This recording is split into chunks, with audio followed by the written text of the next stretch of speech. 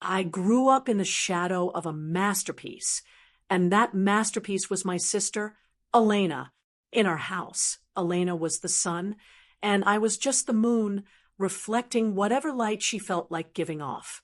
She was older by 2 years, polished, poised, and possessed an uncanny ability to make everyone believe she was the victim even when she was holding the smoking gun.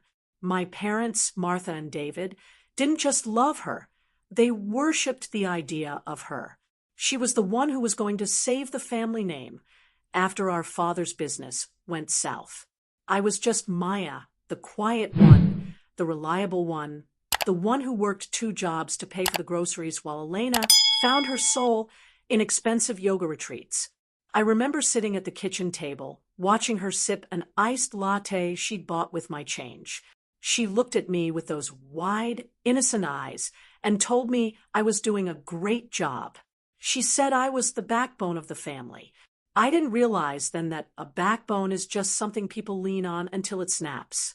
I spent years perfecting my craft in digital marketing, staying up until 3 a.m. to finish certifications while Elena slept. I had a dream, a specific one, a senior creative director role at Sterling & Stone, the most prestigious firm in the city. It was a position that didn't just pay well, it commanded respect. Everything in my life was a rehearsal for that one interview. I had researched every board member, memorized their previous campaigns, and built a portfolio that was flawless. I felt a rare spark of confidence, a feeling that for once I was going to step out of the shadows. I told my family about it during dinner, my voice shaking with excitement. I told them the date, the time, and how the recruiter had specifically reached out to me because of my unique strategy style.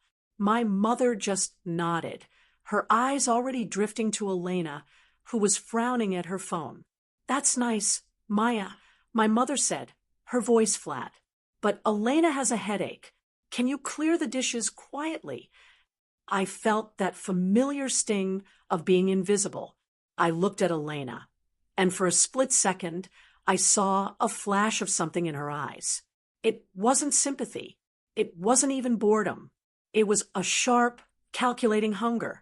She didn't have a job. She hadn't worked in 18 months, claiming the corporate energy was toxic to her spirit. I thought she was happy for me in her own distant way. I trusted them. I truly believed that my family wanted me to win, just this once. The morning of the interview arrived like a promised land. I had my suit laid out, a sharp charcoal blazer that made me feel invincible. I had my tablet charged and my notes printed. But when I woke up, the house was eerily silent. My alarm hadn't gone off. I reached for my phone, but the screen was black, dead, and wouldn't turn on no matter how hard I pressed the power button. I looked at the clock on the wall, and my heart stopped. It was 9:45 a.m. The interview was at 10 a.m., 30 minutes away across the city. I scrambled out of bed, panic clawing at my throat. I ran to the living room looking for my car keys, but they weren't on the hook. My mother was sitting on the sofa, calmly reading a magazine. "Where's Elena? Where are my keys?" I screamed, my voice cracking. My mother didn't even look up. "Elena had an emergency, Maya. She needed the car to go to the clinic. She said you told her you weren't going to the interview because you felt underqualified." The world tilted on its axis. I never said that. Why would she say that? I felt the oxygen leave the room. I tried to call an Uber, but my phone was still a paperweight. My mother finally looked at me, her expression one of mild annoyance. "Don't be so dramatic. Elena is stressed. You always try to make everything about yourself." That was the moment everything changed. The betrayal wasn't just a prick. It was a landslide. I stood there in my pajamas, realizing that my own sister had sabotaged my life's biggest opportunity. I spent the next 3 hours in a state of catatonic shock.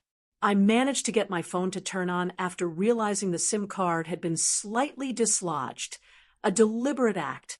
When I checked my emails, I saw a notification from the recruiter. Thank you for the wonderful interview today. Maya, your presentation was unconventional, but your passion really shone through. We look forward to the second round. I stared at the screen, my blood turning to ice. I hadn't been there. I was sitting on my kitchen floor.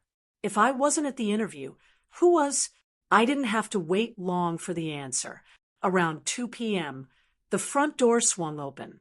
Elena walked in, radiating a glow I hadn't seen on her in years. She was wearing my charcoal blazer. She was carrying my leather portfolio. She looked at me, saw my tear-stained face and my disheveled hair. And she didn't even flinch. She didn't apologize. She didn't offer an explanation. She just set my keys on the counter and smiled a thin, predatory smile. They loved me, she whispered, leaning in close so my mother couldn't hear. Or rather, they loved Maya. You always said we looked enough alike to be twins if I just did my hair differently. Thanks for the notes, sis. Your research was really thorough. I couldn't breathe. My own sister had walked into that building, used my ID which she'd stolen from my purse, and performed a charade to steal my future. She didn't want the job for the work. She wanted it for the status. She wanted to take the one thing I had built for myself. You can't do this, I gasped, my voice a ghost of itself. That's identity theft. That's fraud. Elena laughed, a light, tinkling sound that made my skin crawl. Who are you going to tell? Mom and Dad. They're so proud of me for finally getting a job. If you blow this, you'll be the jealous sister who ruined her siblings' big break. You know they'll choose me. They always do. I looked at my parents, who were now hugging Elena, congratulating her on her sudden drive. I felt invisible, truly, completely erased from my own life. The next week was a living nightmare. Elena was preparing for the second round of interviews. She spent her days in my room, going through my old college textbooks and demanding I explain complex marketing algorithms to her. She held it over my head like a guillotine. If I fail, it's your fault, she'd say. And if I fail, Mom's heart condition might flare up again from the stress of the disappointment. You wouldn't want that, would you? It was masterclass manipulation. She had turned my own home into a prison where I was the warden of my own demise. I watched her put on my clothes every morning. I watched her use my name. Every time the phone rang and someone asked for Maya, she would answer with a smirk. I felt like a ghost haunting my own house. I would sit in the dark, watching the shadows on the wall, wondering how I had let it get this far. I had spent my whole life being the good daughter, the one who didn't make waves.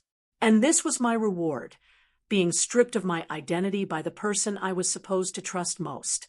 The breaking point came when I found her in the kitchen, tossing my hard-earned portfolio into the trash compactor.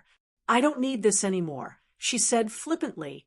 The firm is flying me, well, Maya, out to the regional headquarters for the final signing.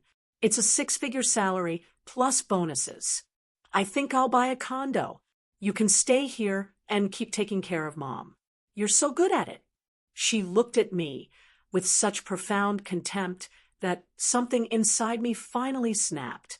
The girl who took the hits was gone. I didn't scream. I didn't cry. I didn't even argue. I simply walked out of the room. I realized then that they thought I wouldn't fight back because I never had. They mistook my patience for weakness and my silence for consent. But I knew something Elena didn't.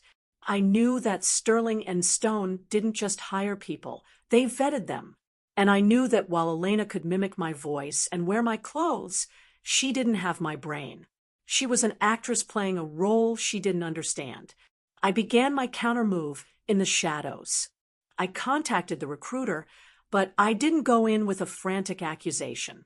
I knew that would make me look unstable.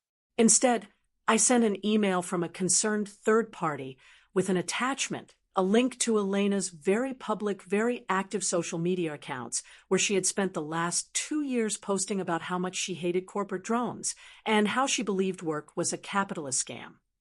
I also included a copy of our birth certificates and a side-by-side photo of us. But that was just the beginning. I knew the final interview was a technical deep dive. They would ask her to build a live campaign strategy on the spot. Elena couldn't even format an Excel sheet without help. I waited until the night before her flight.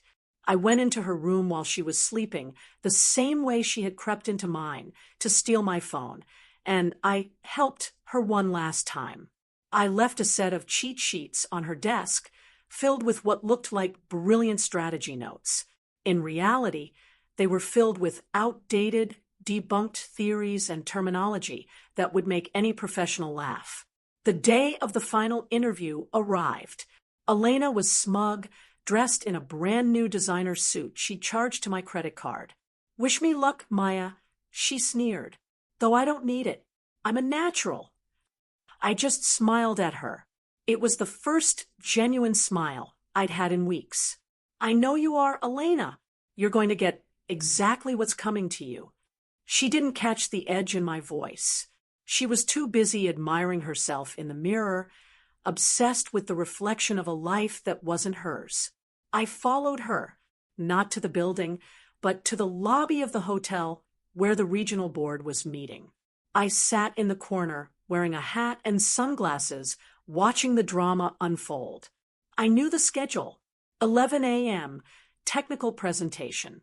12 p.m., the reveal.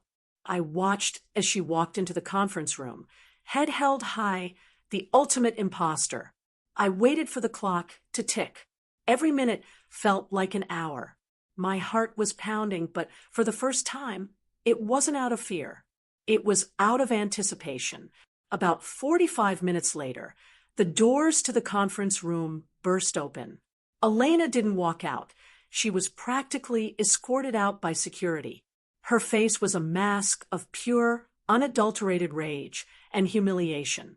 Following close behind was Mr. Sterling himself, the CEO. He looked livid. I stepped out from the shadows, removing my glasses. The silence that fell between us was heavy enough to crush a person. Elena froze, her eyes darting between me and the security guards. "Maya?" Mr. Sterling asked, looking at me, then at the sputtering woman beside him. I walked forward, my posture perfect, my voice calm and steady. "I'm Maya. This is my sister, Elena. I believe she's been using my credentials to audition for a role she isn't qualified for." Elena tried to lunge at me, screaming that I was a liar, that I was the one trying to steal her job. But it was too late. I had already sent the board the footage of her entering my room and taking my things, recorded on a hidden camera I'd set up days prior. The fallout was spectacular. The firm didn't just decline her, they blacklisted her name across every major agency in the state. They threatened to file charges for fraud and identity theft unless she signed a non-disclosure agreement and disappeared. But the real destruction happened back at home. I didn't wait for her to get back. I called a family meeting. I sat my parents down and showed them everything: the stolen phone, the credit card charges, the emails, and the security footage of Elena's emergency that was really just her driving to the interview. My mother tried to defend her. She just wanted a better life. "Maya, you have so much talent, you could always get another job. Why did you have to ruin this for her?" I looked at my mother and felt nothing but a cold, hard clarity. "You're asking me why I stopped her from stealing my life? You're asking me why I didn't let her commit a crime in my name." I realized then that I would never be enough for them. To them, my purpose was to be the sacrifice at Elena's altar. "I'm moving out," I said, my voice echoing in the sudden silence of the living room. "I've already signed a lease. And as for the car, the groceries, and the utilities, since Elena is so talented and driven, she can figure out how to pay for them." My father looked panicked. He knew he couldn't afford the lifestyle they had on his pension alone. Maya, don't be rash. We're a family. I looked at him with a pity that burned. No, you're a fan club, and I'm done being the stagehand. Elena returned an hour later, her spirit broken, her career dead before it started. She tried to cry, tried to play the victim one last time, but the air had gone out of her balloon. I didn't stay to watch the performance. I had my bags packed. I walked out the door without looking back, leaving them to the silence of their own making. I didn't have the job at Sterling and Stone. They had offered it to me for real, but I turned it down. I wanted a fresh start, somewhere they couldn't find me. I took a job in a different city under my own name, built on my own merit. The weight that lifted off my shoulders was heavier than I ever realized. I blocked their numbers. I cut the ties that had been strangling me for 24 years. People ask me if I feel guilty for betraying my sister, but I just tell them the truth. I didn't betray her. I just stopped lying for her. Sometimes losing your family is the price of finding yourself.